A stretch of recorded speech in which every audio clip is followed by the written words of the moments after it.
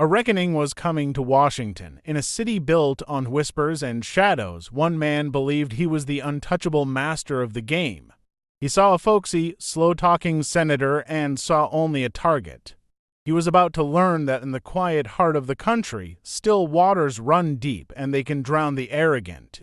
This is the story of a perfect trap, a brutal education, and a political assassination on live television. Smash that like button, subscribe, and stay until the end to witness the most catastrophic self-destruction ever caught on camera. The air in the Senate Judiciary Committee hearing room was thick with manufactured electricity. It was the kind of tension that precedes a show trial, not a legislative debate. To the assembled press, a congregation of the Capitol's most cynical scribes, the script for the day seemed pre-written. Adam Schiff, the razor-sharp congressman from California, a man who moved through Washington with the predatory grace of a shark, was about to publicly vivisect Senator John Kennedy of Louisiana. The narrative was irresistible, the slick coastal intellectual against the folksy, backwoods Southerner. It was a story the media had told 1,000 times, and they were ready to write its latest chapter. Schiff arrived not as a legislator, but as a conqueror. He was flanked by a phalanx of aides and lawyers, their dark suits a uniform of urban superiority. They carried boxes of documents, props for a performance of overwhelming competence. Schiff himself was a portrait of polished power, his suit tailored to within an inch of its life, his expression a mask of bored condescension. He scanned the room not for colleagues, but for an audience, his eyes lingering on the camera lenses, the true object of his attention. In stark contrast, Senator Kennedy entered alone. He carried a single, worn leather briefcase, its surface cracked and scarred like the bark of an old oak tree. It looked less like an accessory and more like a trusted companion that had weathered countless storms alongside him.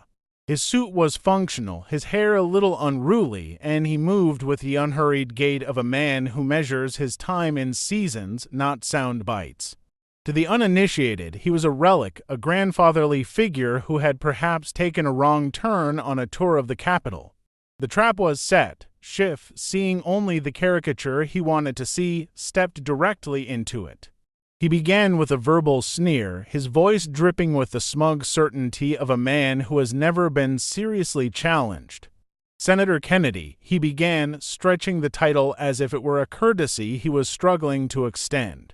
"Your entire political persona is built on a folksy act.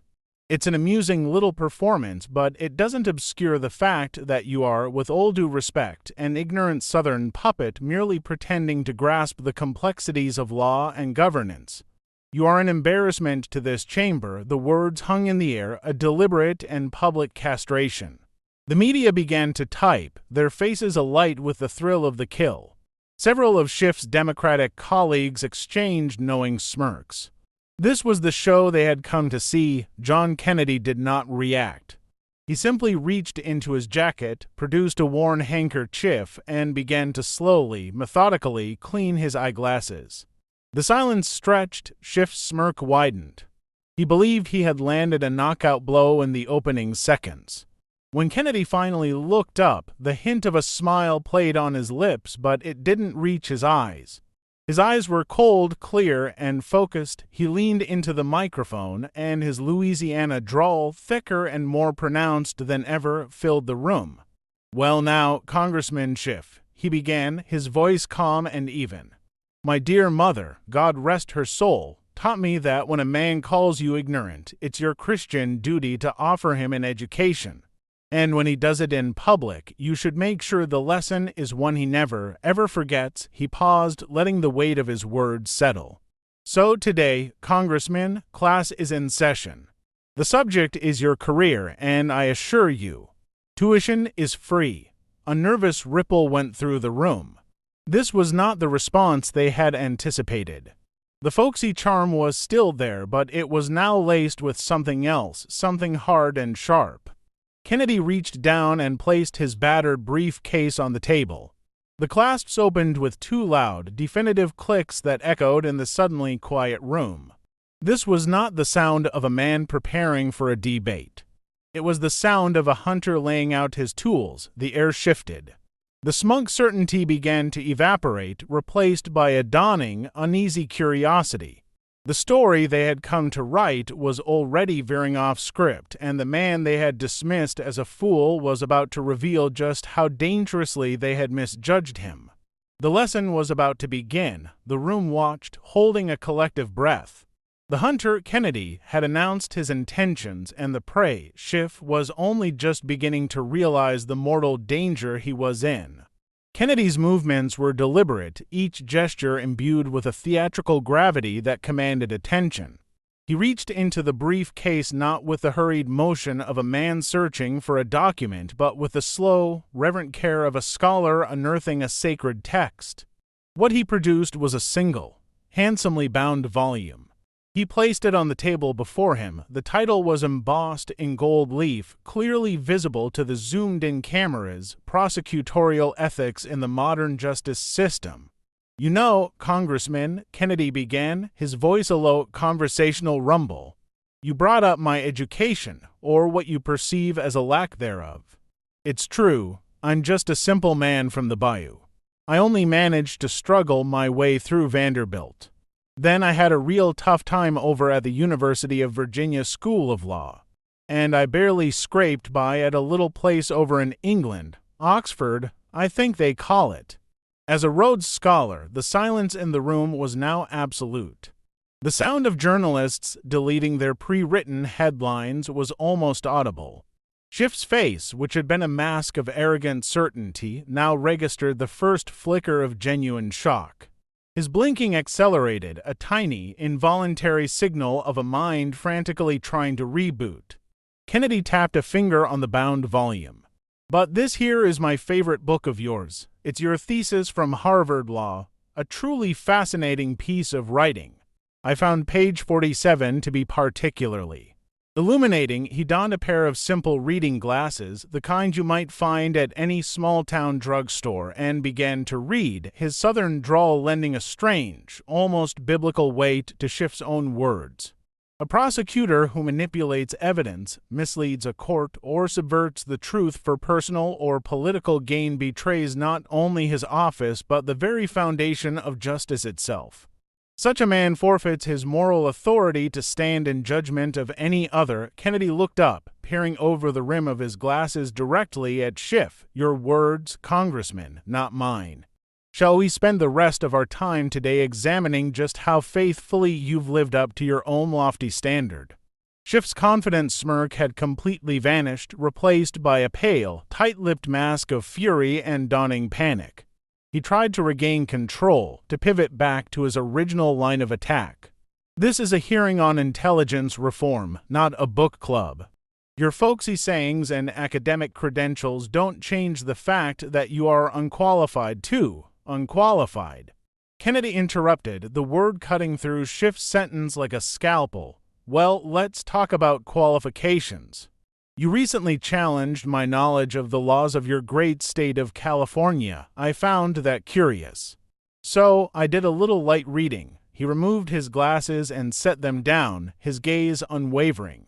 "California Evidence Code, Section 1040, subsection B. It grants public entities a privilege to refuse to disclose official information if doing so is against the public interest. A vital tool for protecting sensitive operations. And according to my research, you, as chairman of the House Intelligence Committee, violated that specific privilege no fewer than 17 times." Kennedy then proceeded, without a single note, to recite the date and specific nature of each alleged violation, his memory a flawless, terrifying weapon. But then again, he concluded with a shrug of theatrical modesty, "I'm just a simple country lawyer. What could I possibly know about the legal codes of all 50 states, which I may or may not have memorized in my spare time for sport?" The press section was a sea of stunned faces. This was not a takedown, it was a deconstruction. Kennedy was not merely refuting Schiff's insults. He was using them as a framework to dismantle his entire public persona. He was turning Schiff's arrogance into a weapon against him. But you are right about one thing, Congressman, Kennedy continued, his voice shifting from academic precision to something more ominous. This is about intelligence, and I've brought some homework for us to review. He reached back into the battered briefcase and began pulling out folders. One after another, he placed them on the table, creating a neat, formidable stack. Each folder was thick, and each was labeled in large, bold letters that were impossible for the cameras to miss. Russia hoax, whistleblower coordination, illegal leaks, China connections, Ed Buck scandal, media manipulation, impeachment coup. The stack grew until it formed a veritable wall of evidence between the two men. 23 folders in all, Kennedy announced, a grim satisfaction in his voice. Each one documenting what my grandpappy would have called shenanigans. From your long and storied career, Schiff's team of lawyers who had been sitting comfortably were now leaning in, whispering urgently to one another. Their confident postures had dissolved. They looked like men who had just discovered their client had lied to them about everything. The hunter had revealed his arsenal, and the sheer scale of it was breathtaking. The hearing was no longer about intelligence reform. It was about the indictment of Adam Schiff. A predatory stillness settled over John Kennedy. The folksy charm receded like a tide going out, exposing the hard, unyielding bedrock of a prosecutor about to lay out a capital case.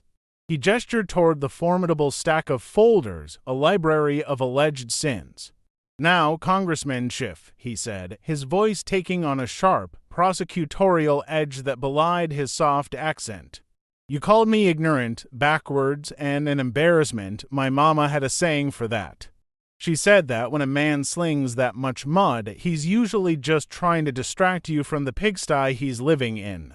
So, let's test that theory, shall we? He paused, letting the metaphor hang in the air, thick and foul. Which of these chapters of your life would you like to read first? We can start at the beginning with the Russia hoax, or we can jump right to the end. I'm easy.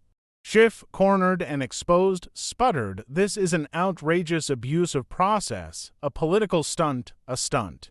Kennedy's voice was laced with ice. Sir, what I have here is evidence. What you perpetrated for 3 years was a stunt.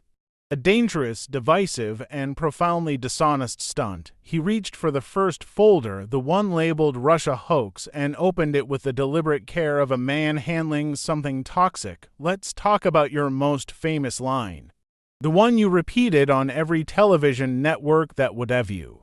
The one where you claimed to have more than circumstantial evidence of collusion. Kennedy pulled out a massive, meticulously detailed timeline chart and unfolded it. It stretched halfway across the desk. That was quite a claim, Congressman. It was like my Uncle Beauregard claiming he once caught a catfish that could swallow a whole pirogue. The difference, Kennedy said, tapping the chart, is that Uncle Beau, bless his lying heart, at least had a blurry photograph.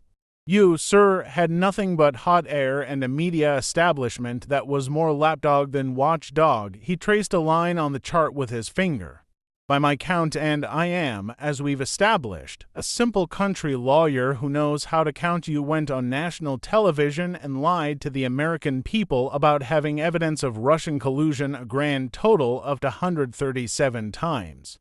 I know the exact number because I had my staff count them, then I had them verified by an independent counsel, and then, just for fun, I stayed up one night and counted them all again myself. Schiff straightened his posture, a reflexive attempt to regain some semblance of authority.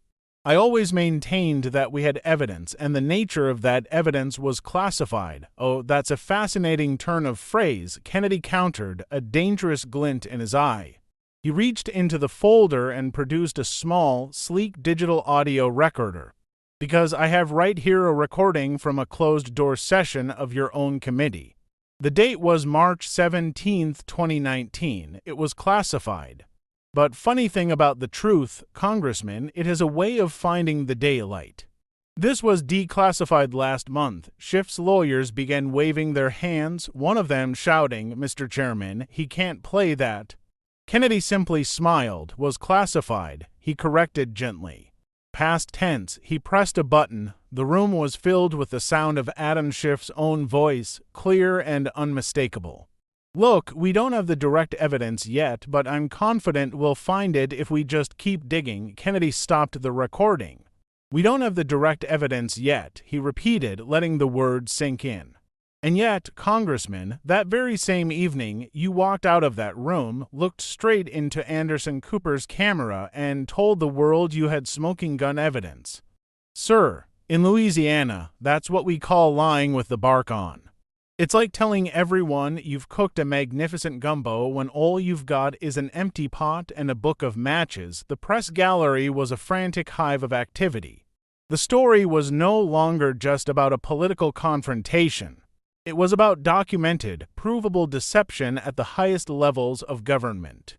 Kennedy let the moment hang, then leaned in, his voice dropping to a conspiratorial whisper. "But wait, as the fellas on the TV say, there's more. Let me ask you a question, Congressman. Does the name Dmitry Volkov ring a bell?"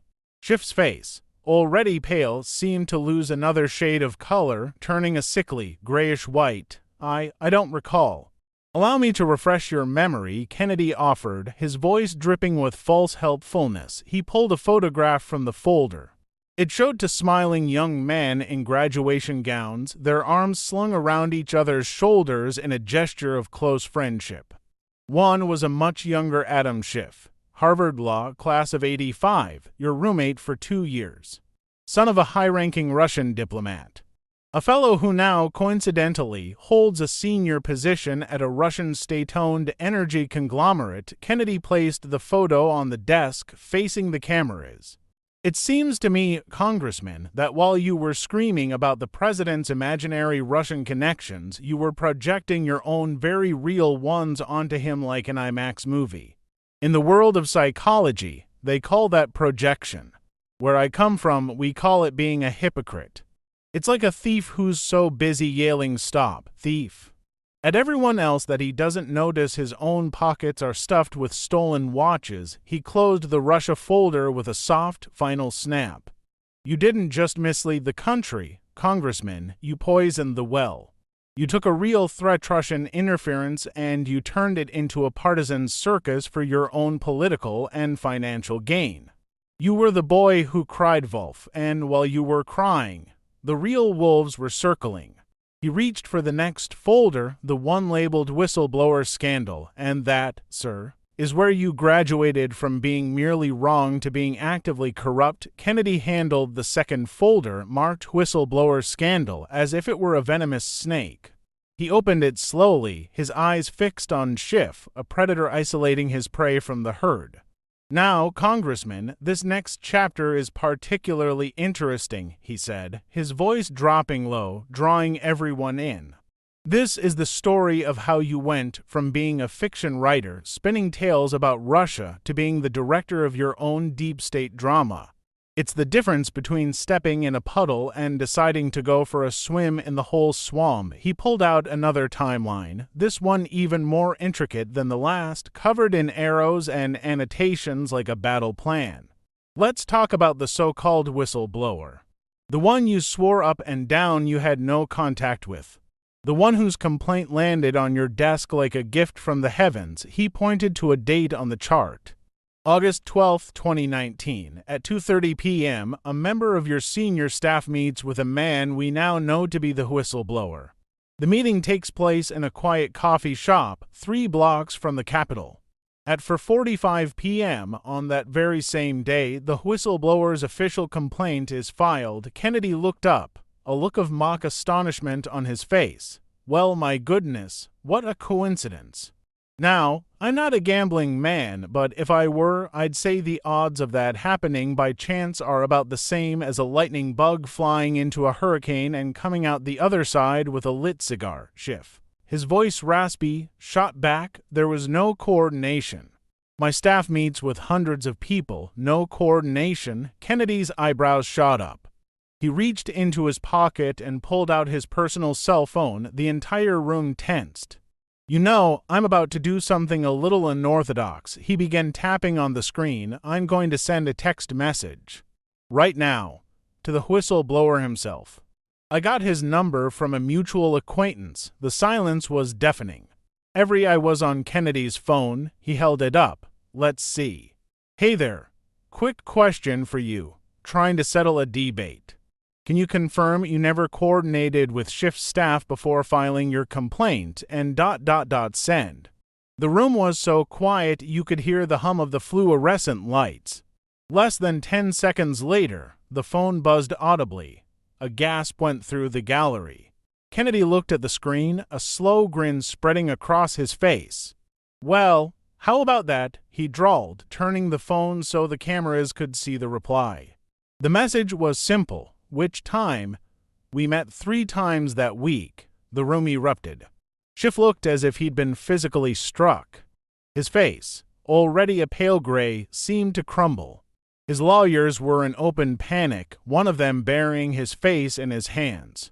But wait, Kennedy boomed over the noise, his voice dripping with theatrical glee. It gets so much better. He produced a glossy 8x10 photograph and slid it across the table. This here was taken at a lovely little restaurant in Georgetown. Very fancy. Steaks cost more than my first car. And look who's having a cozy dinner on August 5th, just 1 week before that complaint was filed. The photograph was crystal clear. It showed Adam Schiff and the man now identified as the whistleblower leaning in close over a table, their heads nearly touching in conspiratorial intimacy. You didn't just know the whistleblower, Congressman. You coached him, you rehearsed with him. Then you paraded him before the American people and acted more surprised than a raccoon who finds himself in a locked garbage can on collection day. Sir, that's not oversight, that's a conspiracy. It's like a fireman who sets a blaze just so he can be the hero who puts it out. Kennedy wasn't finished. He pulled out a thick document, but the real masterpiece of deception was your parody of the president's phone call. You stood before Congress and the world and you literally invented a conversation that never happened. He played the audio clip of Schiff's infamous, dramatic reading, his voice filled with fabricated menace. The sound filled the room, a haunting echo of the political firestorm it had created. Then Kennedy held up the official, declassified transcript of the actual call. He read key passages from both, side by side. The contrast was devastating. Schiff's version was a sinister fantasy. The reality was a mundane diplomatic conversation. You didn't just embellish, Congressman. You lead, you created dialogue from whole cloth. You put words in the mouth of the President of the United States. In Louisiana, we call that fraud. In Hollywood, where you're from, I guess you call it creative license. But this is the United States Congress, not a casting call for a B-movie. He leaned forward, his voice dropping again, becoming heavy with contempt, but here's where it turns from a farce into a crime. You hid 17 sworn testimonies from witnesses that completely contradicted your public narrative. 17, he began to lift stacks of bound transcripts from the folder, piling them on the desk. Ambassador Volker, I saw no evidence of a quid pro quo. Tim Morrison, I heard nothing illegal on the call. Kurt Volker again, the narrative you are pushing is not supported by the facts. You buried this testimony. You hid exculpatory evidence like a squirrel hides nuts for the winter, except a squirrel does it for survival.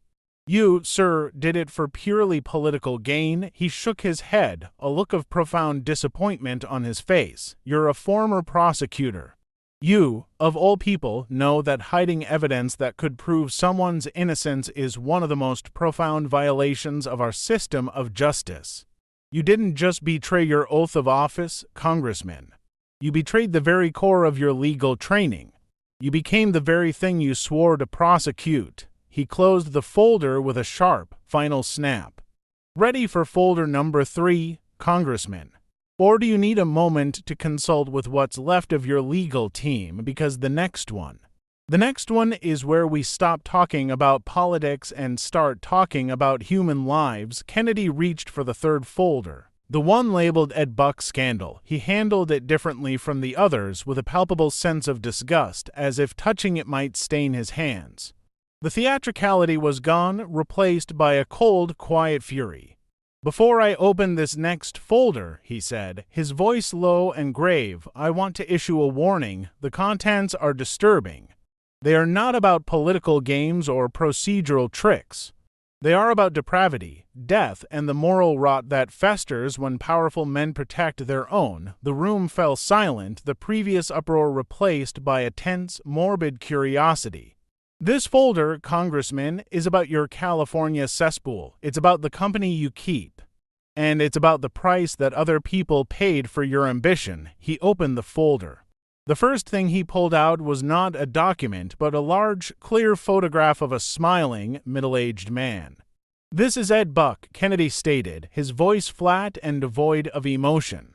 "A major donor to your campaigns, a prominent figure in your political circle. Over the years, he funneled more than $500,000 into your war chest." He then pulled out two more photographs, these of young, vibrant African-American men. "And this is Gemma Moore, 26 years old. And this is Timothy Dean, 55 years old." He placed their pictures on either side of Ed Buck's. These two men shared a tragic fate. They were both found dead in Ed Buck's apartment, both from drug overdoses. Both under the most sordid of circumstances. Kennedy's eyes, magnified by his reading glasses, bored into Schiff. "And you, Congressman, you kept taking his money. Even after the first body was found, even after the second." Schiff, who had been a statue of shock, finally found his voice, a weak, reedy thing. "I returned those donations as soon as the gravity of the situation became clear. Did you now?" Kennedy's voice was a whip crack. He produced a sheaf of official documents. "Because these are the Federal Election Commission records. And according to these filings, which are, as you know, legal documents, you never returned a single dime. Not one red cent." He held the papers up for the cameras to see. "The money stayed in your campaign account, earning interest, while two families were planning funerals. Your pants are on fire, Congressman, and that's not one of my folksy Louisiana sayings. That is a cold, hard, verifiable fact." The air in the room grew heavy, thick with the implication of what was being said. This was no longer about lies, it was about lives. Kennedy pressed a button on a remote, and the large screens in the hearing room, which had been showing the proceedings, flickered to life. A video began to play. It showed a woman, her face etched with a grief so profound it was hard to look at. Tears streamed down her cheeks, but her voice was strong, filled with a mother's righteous fury. "My name is Letitia Nixon," she said, her voice trembling but clear. "My son was Gemma Moore. He was murdered by Ed Buck and Adam Schiff. Adam Schiff is complicit. Everyone in California politics knew what was happening in that man's apartment. They knew he was a predator, but they looked the other way. They kept taking his money, they kept smiling for pictures with him, they kept protecting him." She looked directly into the camera as if speaking to Schiff himself. "My son is dead because politicians like you decided that a black life was worth less than a campaign donation." The video ended. The silence that followed was absolute and crushing. It was broken only by the sound of a quiet sob from someone in the gallery. Even the most hardened journalists looked shaken. Kennedy let the silence hang for a long moment before he spoke, his voice now barely above a whisper, yet carrying to every corner of the room. "Did their lives matter less than the money, Congressman? Was Gemma Moore's life worth less than a check? Was Timothy Dean's? Because from where I'm sitting, it looks like you made a calculation. A cold, political calculation that the money from a predator was worth more than the lives of his victims." He wasn't finished. He pulled out a map of Los Angeles, Schiff's district, and spread it on the table. It was covered in dozens of small, red dots. But Ed Buck was just the tip of the iceberg, wasn't he? He was just the most famous monster in your collection. Kennedy tapped the map. Each one of these red dots represents a major donor to your campaigns who has been either convicted of, charged with, or credibly accused of a serious, often violent, crime. We have 47 dots here, Congressman, 47 embezzlers, fraudsters, sex offenders, ... You're a magnet for moral bankruptcy. You represent one of the wealthiest districts in America, yet you preside over a humanitarian crisis. Skid Row is in your backyard. Violent crime in your district is up 40% in the last 5 years. But your personal net worth during that same period has increased by over 400%. He shook his head, a look of utter contempt on his face. You're like a captain who tells everyone the ship is sinking while he's secretly loading the lifeboats with gold. Except the ship is your district, and the passengers are the people you swore an oath to protect. Schiff finally broke. These are baseless smears, character assassination, baseless. Kennedy's voice suddenly roared, a clap of thunder in the quiet room, making everyone jump. He slammed his hand down on the desk, the sound echoing like a gunshot. Tell that to Letitia Nixon. Tell that to Gemma Moore's mother. Tell that to the families of the dead. He stood up, leaning over the desk, his folksy demeanor completely gone, replaced by a figure of pure, righteous rage. I'm going to ask you a question, Congressman. And I want you to think very carefully before you answer, because lying to Congress is a federal crime. Did you, or did you not, have knowledge of Ed Buck's activities before the deaths of Gemma Moore and Timothy Dean? Schiff's remaining lawyers practically dove on top of him, whispering frantically in his ear. The room waited. The seconds ticked by, each one an eternity. Finally, Schiff, pale and trembling, leaned into the microphone. His voice was a choked whisper. On the advice of my counsel, I plead the Fifth Amendment. The room erupted. A United States congressman, a former prosecutor, pleading the Fifth to a question about his knowledge of the activities of a man in whose apartment two people died. It was a confession in all but name. Kennedy slowly sat back down, the fire in his eyes replaced by a look of weary disgust. Well, he said quietly, at least you've finally stopped lying. That's the most honest thing you've said all day. He closed the folder with a quiet finality. You know, my mama taught me never to speak ill of the dead. But she also taught me to speak up for them when they can no longer speak for themselves. You have blood on your hands, Congressman. Maybe not in a way a court of law can prove, but morally, ethically. You are as guilty as sin on Sunday. He reached for the next folder. And speaking of choosing money over your country, let's talk about China. The atmosphere in the hearing room had curdled. The earlier sense of a political spectacle had evaporated, leaving behind the grim reality of a man's soul being laid bare. Kennedy picked up the fourth folder, labeled China Connections, with the tips of his fingers, as if it were radioactive. Now, before we dive into this particular swamp, he began, his voice regaining its steady, methodical rhythm, I need to set the stage. You and your colleague from California, Congressman Eric Swalwell, you both sat on the House Intelligence Committee. You were to peas in a pod. The difference is Congressman Swalwell appears to have been honeypotted by a Chinese spy. You, on the other hand, double quotes. Kennedy paused, letting the implication hang in the air. You just got money potted. And it's an open question, which is worse. He opened the folder, and the first document he produced was a complex, sprawling chart that looked like a spiderweb of financial transactions. Let's start with your donor list, Congressman. It reads like a who's who of Beijing's influence operations in America. He began to trace the lines on the chart with a pen, connecting names to shell corporations and corporations to banks and banks to entities directly owned by the Chinese Communist Party, a Mr. James Chong, a very generous donor to your campaigns, to the tune of $58,000. He also just so happens to sit on the board of 3 major companies that are, for all intents and purposes, arms of the Chinese government, a Ms. Linda Wu. She and her husband have showered you with $75,000 in contributions. Her husband, coincidentally, runs the entire U.S. branch of the China Construction Bank, a key instrument of Beijing's economic statcraft. Should I go on? Because the list is very, very long. Schiff's remaining lawyer stood up, his voice shaky. Mr. Chairman, these are proud Chinese Americans exercising their right to participate in the political process. This is xenophobic fear-mongering. Kennedy didn't even glance at the lawyer. His eyes were locked on Schiff. Xenophobic, he asked softly. Sir, I have no problem with Chinese Americans. I have a problem with a sitting member of the House Intelligence Committee taking money from individuals with demonstrable, deep-seated ties to a hostile foreign government. There's a difference, a big one. He leaned forward, a conspiratorial glint in his eye.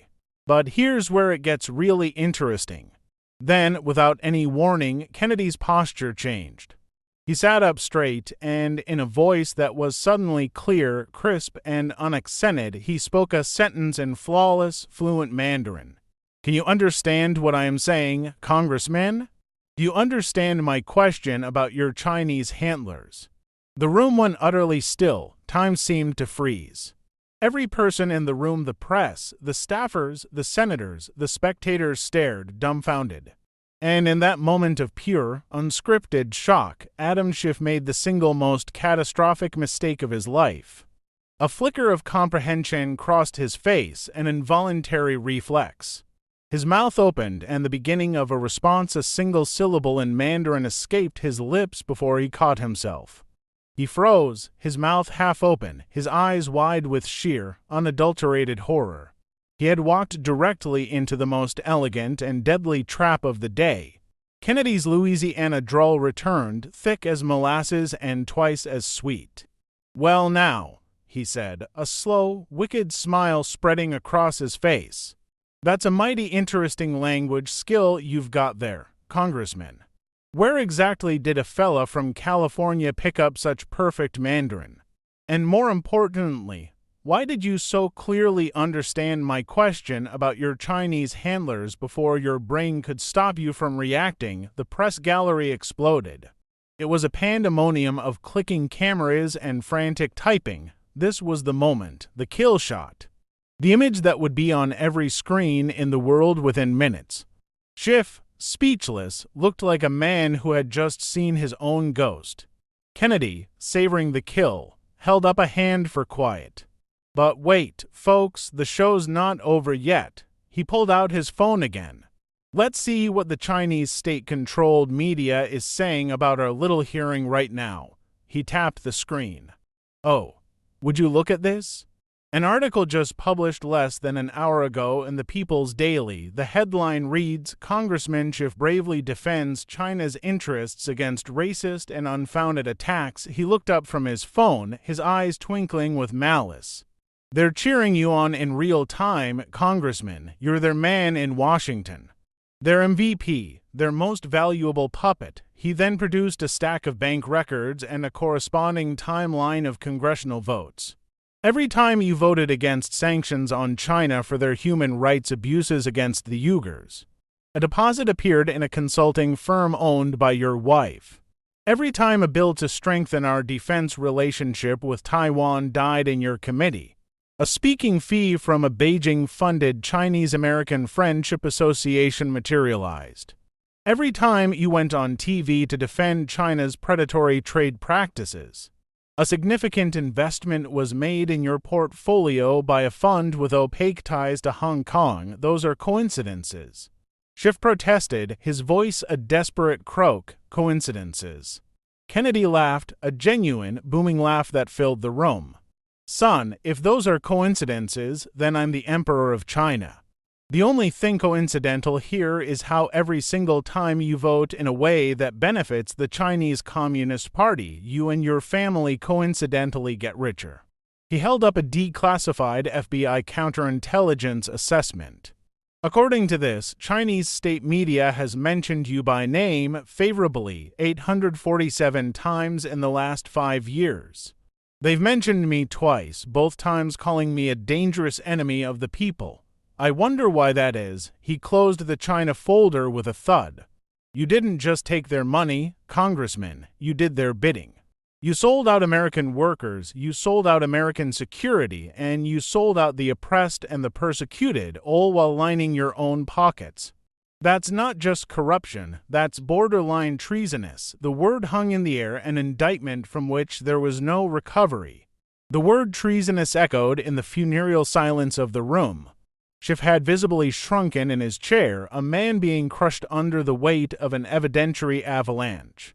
Kennedy, however, appeared to be gaining energy, his righteous indignation fueling a relentless, methodical prosecution. He reached for the next folder, labeled Media Manipulation, and held it up for the cameras. Speaking of selling out, he declared, his voice booming with authority, "Let's talk about how you corrupted what's supposed to be a free and independent press. Because a congressman who lies is a sad and common thing.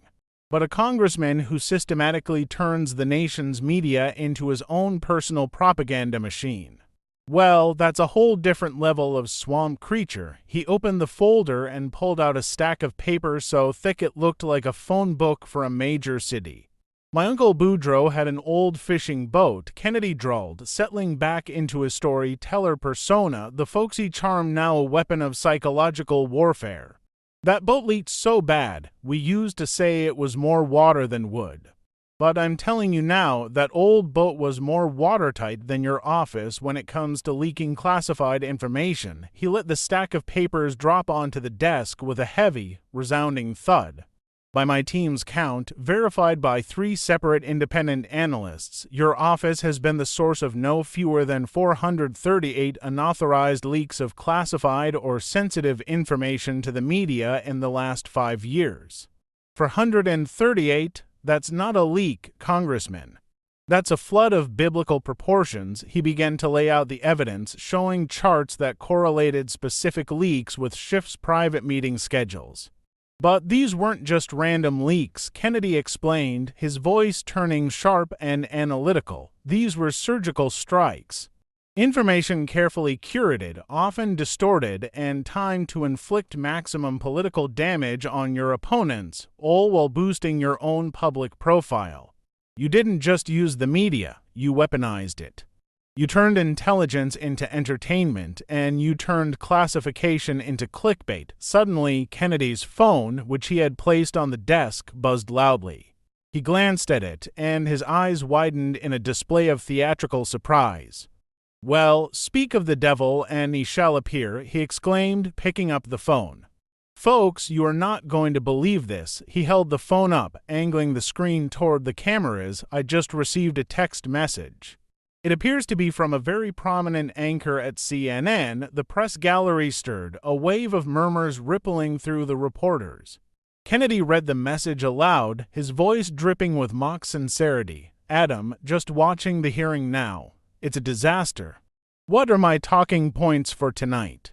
What's my opinion supposed to be?" The room erupted. It was a moment of pure, unadulterated chaos. Schiff, his face a mask of purple rage and panic, instinctively lunged for his own phone, his fingers flying across the screen in a desperate attempt to send a warning. "Oh, are you trying to warn your friends in the media, Congressman?" Kennedy asked, his voice laced with innocent curiosity. "Don't bother. It's too late." He paused, a wicked grin spreading across his face. "You see, that text message wasn't actually from a CNN anchor. It was from my tech-savvy young staffer using a spoofed number. But your reaction, your immediate, panicked instinct to coordinate with the media. Well, you just confirmed for the entire world exactly how the game is played." "Thank you for that." Schiff froze, his hand hovering over his phone, the realization of the trap dawning on him. He had been played masterfully and humiliatingly on live television. The room buzzed with the fallout of the stunning maneuver.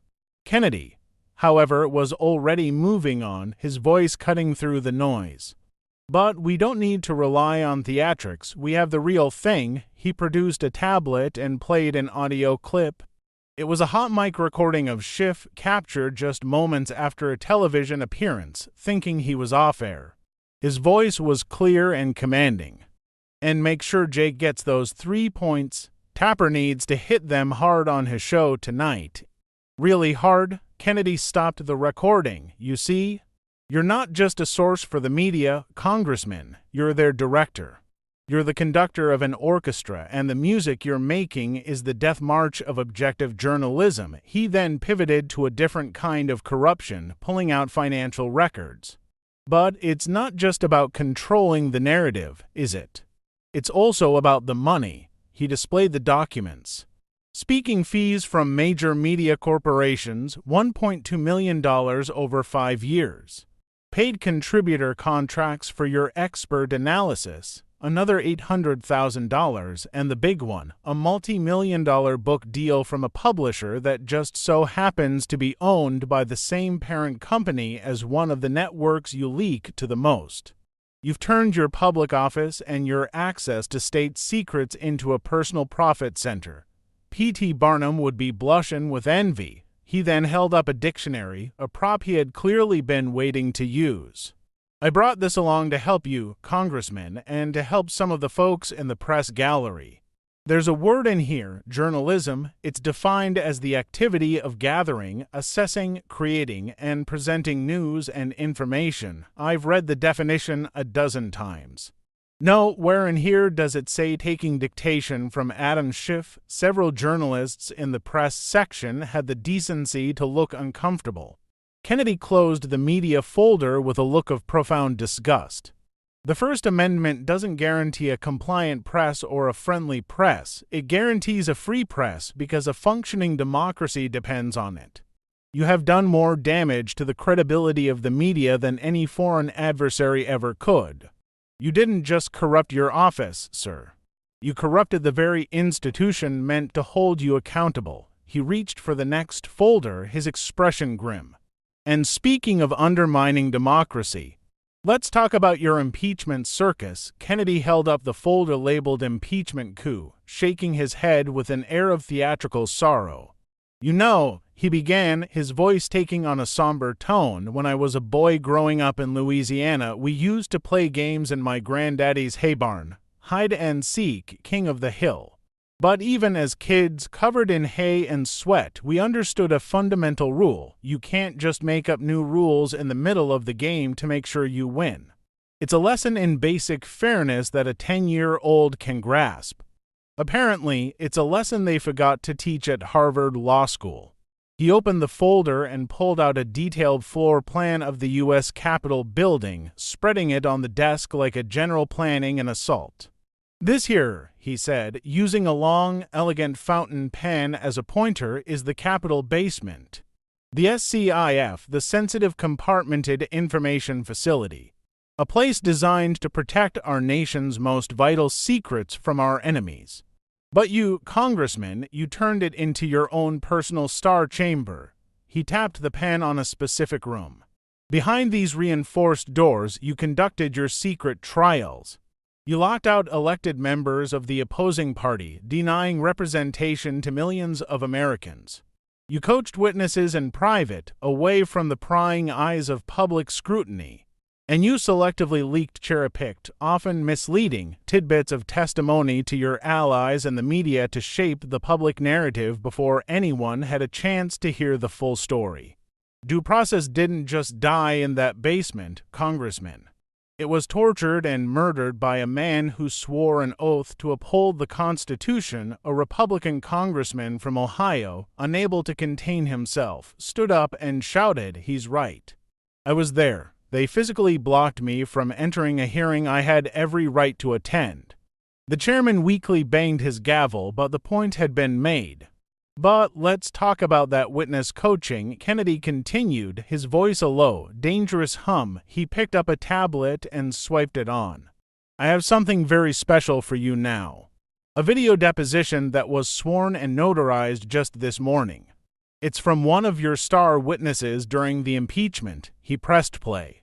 The face of William Taylor, a respected career diplomat, appeared on the screen. He looked deeply uncomfortable but resolute. My name is William Taylor, he began, his voice steady. I was a key witness during the impeachment hearings conducted by Chairman Schiff. I am here today to clear my conscience. The room was deathly quiet. Before my public testimony, I was coached extensively by Congressman Schiff's staff. They provided me with specific phrases to use. They told me which facts to emphasize and, more importantly, which facts to omit. When I raised concerns that the narrative they wanted me to present was not the full truth of what I had witnessed, I was told, and I quote, "The truth is less important than the narrative." I was implicitly threatened that my career and my reputation would be destroyed if I did not comply. The video ended. The hearing room exploded into chaos. It was a bombshell of epic proportions. Schiff's face was a canvas of pure, unadulterated panic. His last remaining lawyer looked like he was about to be physically ill. "That's a deep fake. It's been edited," Schiff shrieked, his voice cracking with desperation. "Has it now?" Kennedy asked mildly, his calmness a stark contrast to Schiff's hysteria. "Well, that's wonderful news, because Mr. Taylor is waiting in a room down the hall, and he has agreed to come here and repeat that testimony under oath in public. Unlike the way you ran your little basement trials, he then did something extraordinary. He reached into his breast pocket and pulled out a small, worn, pocket-sized copy of the U.S. Constitution. He held it up. Pop quiz, Congressman? Article 2, Section 4, the impeachment clause. What does it say? And don't you dare reach for your phone to Google it. Let's see what you know." Schiff glared, speechless and trembling. Kennedy answered for him. "It says the president can be removed for treason, bribery, or other high crimes and misdemeanors." "Stop right there." Kennedy's voice was sharp as a razor. "Show me the part that says because Adam Schiff has hurt feelings. Show me the part that says for mean tweets. Show me the part that says for policies you disagree with." Laughter, sharp and derisive, echoed from the gallery. "You didn't just bend the rules of procedure, Congressman. You shattered every historical precedent for impeachment this country has ever known." He pulled out a list and began to read. "The right of the accused to confront their accuser, you broke it. The right of the minority party to have equal subpoena power, you broke it. The presumption of innocence, you laughed at it. You made up the rules as you went along like a tin-pot dictator, all while wrapping yourself in the flag and claiming to be a defender of democracy. Stalin would have been proud of your show trials. At least he was honest about what he was." He turned his gaze back to Schiff, his eyes filled with a mixture of anger and pity. "You know what the worst part is, the real tragedy? While you were playing your partisan games, real threats to this nation went unaddressed. While you were chasing this political phantom, real corruption went unpunished. You were so obsessed with your great white whale that you let the whole ship burn around you." He closed the impeachment folder with a final, contemptuous snap. "You turned a constitutional remedy of last resort into a first-use political weapon. You used the people's house as your personal playhouse. My dear departed Mima used to say, 'Power corrupts, and absolute power corrupts absolutely.' Well, down in that basement, Congressman, you had absolute power. And you proved my Mima right." He then stood up, a towering figure of judgment, and turned to face the cameras directly. "To the American people watching this, what you witnessed during that time was not an impeachment. It was a coup attempt, dressed up in constitutional clothing. It was a partisan hit job, masquerading as principled oversight. It was everything the Founding Fathers feared." He sat back down and reached for the final, ominous folder. "One more to go, Congressman, the grand finale. Or, as we say back home in Louisiana, the last dance at the Fadodo." The hearing room had become a tomb. The air was heavy, not with anticipation, but with the grim finality of an execution. Adam Schiff was a ghost at his own funeral, his face ashen, his eyes vacant. His last remaining lawyer sat beside him, not as a defender, but as a mortician waiting to sign a death certificate. Kennedy let the silence stretch, allowing the weight of the previous revelations to fully crush his opponent. He then reached for the final folder, the one simply labeled The Collapse. He opened it with the slow, deliberate precision of a bomb disposal expert. "You know, Congressman," Kennedy began, his voice now soft, almost gentle, a stark contrast to the fury that had preceded it. "We've covered a great deal of ground today. We've talked about your Russia lies, your whistleblower conspiracy, your morally bankrupt donors, your Chinese money, your media manipulation, and your unconstitutional impeachment circus." He shook his head slowly. "That's quite a career you've built for yourself. It's like a house of cards. From a distance, it might look impressive, but it's built on a foundation of lies, and the moment a single breath of truth touches it, the whole thing falls down." He pulled out a single document and laid it on the table. "This here is your personal financial disclosure from 2015. It shows your net worth at approximately $500,000. Respectable for a public servant." He then placed another document beside it. "And this is your most recent disclosure from 2023. Net worth, approximately $4.5 million. That's an 800% increase while on a public servant's salary." He laid out year-by-year records, creating a damning visual timeline. "Isn't it fascinating how your wealth grew in direct proportion to your corruption? Every lie you told paid a dividend. Every scandal we've discussed came with a bonus. Every betrayal of the public trust made you a richer man. You're not just a corrupt politician, Congressman. You're a corruption capitalist. You found a way to monetize malfeasance." It was at that moment that something utterly unprecedented happened. Schiff's chief counsel, the man who had sat by his side through the entire ordeal, abruptly stood up. His face was pale, his hands trembling.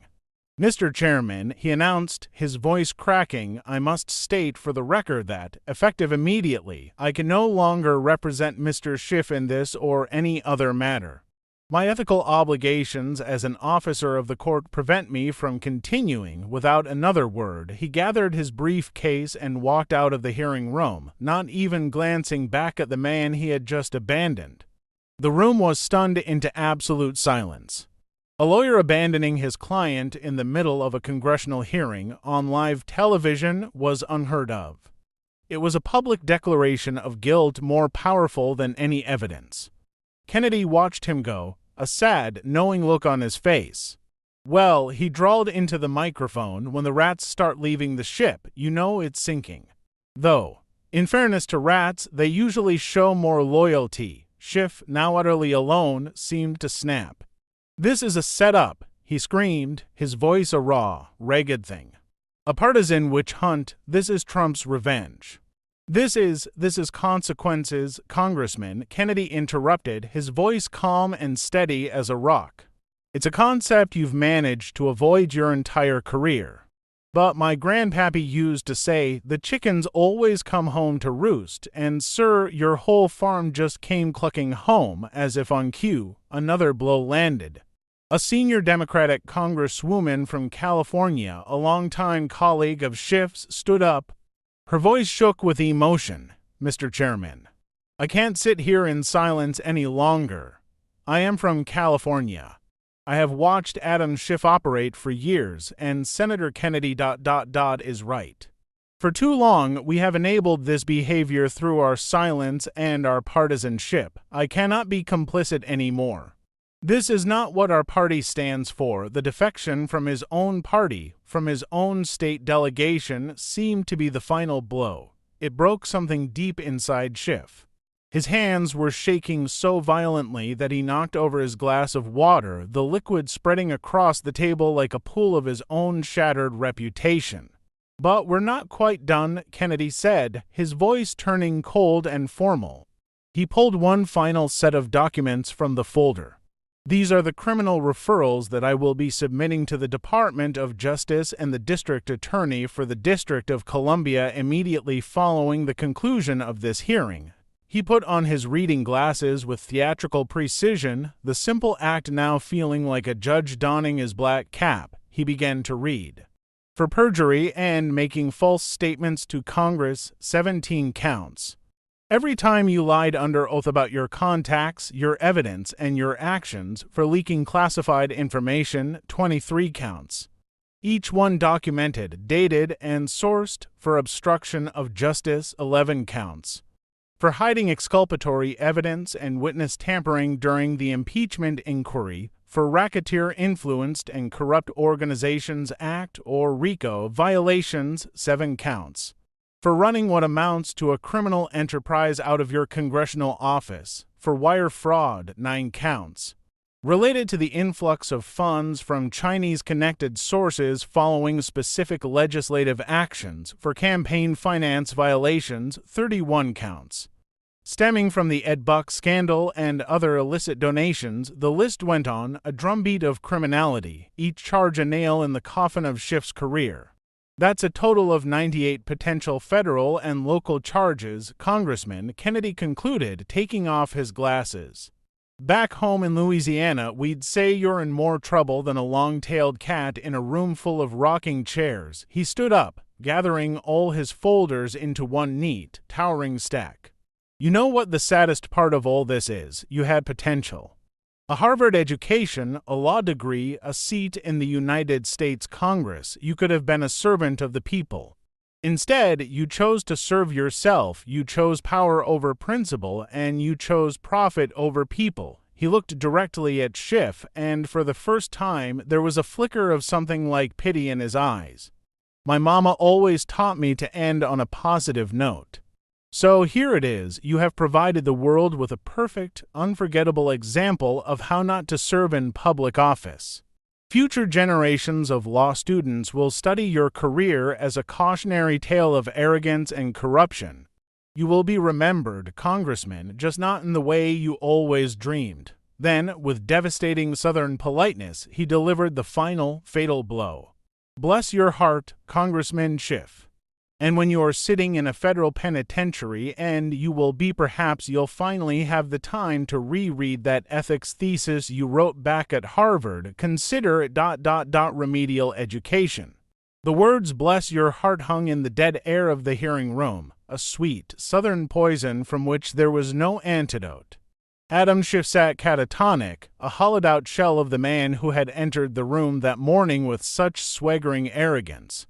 His empire of deceit had been leveled, his crimes enumerated, his allies had fled, and his future was a grim panorama of courtrooms and prison cells. The hunter, John Kennedy, was not quite finished. He remained standing, a figure of absolute authority. Mr. Chairman, Kennedy said, his voice now formal, addressing the Democrat at the head of the committee who had sat through the proceedings in a state of escalating shock. I formally move that this committee, in a bipartisan fashion, immediately recommend to the relevant authorities a full criminal investigation into Congressman Adam Schiff based on the evidence presented here today. I further move that we recommend the immediate and permanent revocation of his security clearances and that we refer him to the House Ethics Committee for immediate sanction. The chairman, looking pale, nodded. A motion has been made, all in favor, every Republican hand shot into the air. Then, a moment of breathtaking suspense, one Democratic hand went up, then another. Then the Congresswoman from California who had already spoken out, then 3 more. In the end, 7 Democrats joined the Republicans, their faces a mixture of disgust, anger, and grim necessity. They could no longer defend the indefensible. The motion carries, the chairman announced, his voice barely a whisper. He banged the gavel, the sound cracking through the silence like a bone snapping.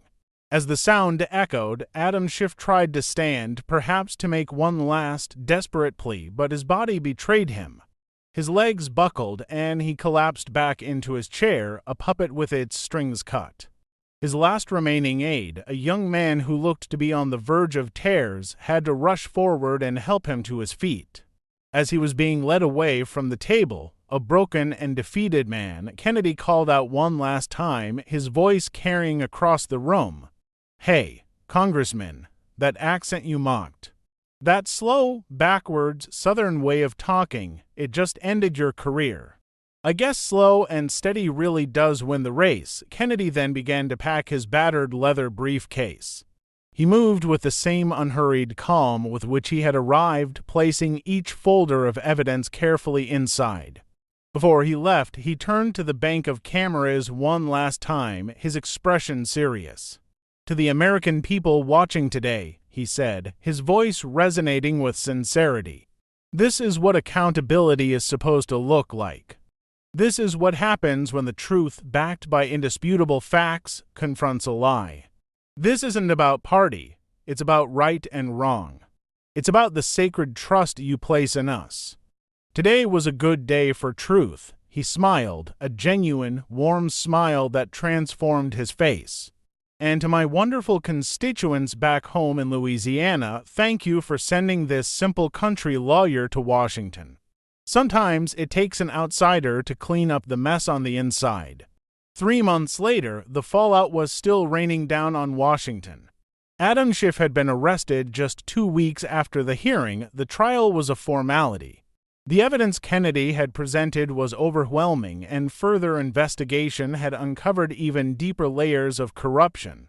He was convicted on 47 of the most serious federal charges and sentenced to 25 years in a federal penitentiary. His assets were seized, his name was stripped from public buildings, and his political legacy was reduced to a single cautionary word: hubris. The Kennedy hearing, as it came to be known, triggered a political earthquake. 19 other members of Congress were implicated and forced to resign in the subsequent investigations into foreign influence and media collusion. Major news organizations fired prominent anchors and executives, their credibility shattered. New, strict laws were passed governing lobbying, campaign finance, and the ethical conduct of Intelligence Committee members. The basement SCIF was permanently barred from being used for anything other than its intended purpose. Senator John Kennedy returned to Louisiana a national hero. He deflected the praise with his characteristic humility. The truth did all the heavy lifting, he told a crowd at the Baton Rouge airport. I just gave it a voice and a ride to Washington. His simple country lawyer persona was now understood for what it was, a brilliant strategic tool that weaponized his opponent's arrogance against them. But he never dropped it. It was who he was. In federal prison, Schiff was assigned to the kitchen staff. The man who once dined on $200 steaks with Chinese agents and corrupt donors now spent his days serving lukewarm chili to fellow inmates who had nicknamed him Pinocchio. Years later, political historians would mark the hearing as a turning point in American politics, the moment when performative outrage was brutally confronted by authentic accountability.